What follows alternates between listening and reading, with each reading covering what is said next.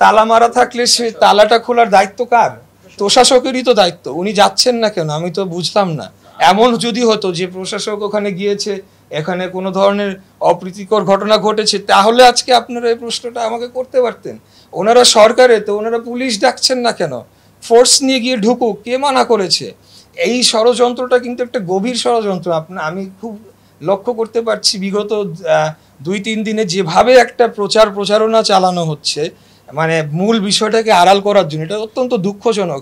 ওনাকে কে বাধা দিয়েছে? উনি যাচ্ছেন না কেন? উনি যাক। নগর ভবনের গেট খুলতে বাধাটা কোথায়? কেউ আসছে না কেন? এসে গেট খুলছে না কেন? প্রশ্নটা তো আমার। আমরা সেই ঈদের আগের থেকে বলেছি জরুরি সেবা সহ সমস্ত সেবা চালু করে দেওয়া হোক। আমি নিজেও ঈদের দিন বর্জ্য ব্যবস্থাপনা পরিদর্শন করার জন্য মাঠে ছিলাম।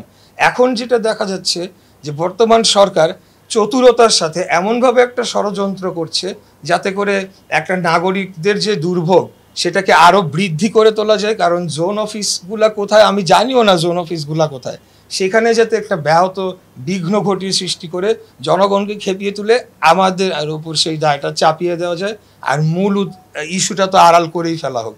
তো সেটাই আমি আপনাদের মাধ্যমে বলতে চাচ্ছি যে কেন তারা খুলছে না, কেন তারা আসছে না, এটার জবাব তারাই দিতে পারবে। আমাদের বক্তব্য যদি আপনি ধারাবাহিকভাবে দেখেন, আমরা কিন্তু বারে বারে বলে আসছি যে সেবাগুলা চালু করুক, তো কেন তারা আসছে না? For more updates, follow us on Facebook, subscribe our YouTube channel, get the latest update on www.daily-sun.com.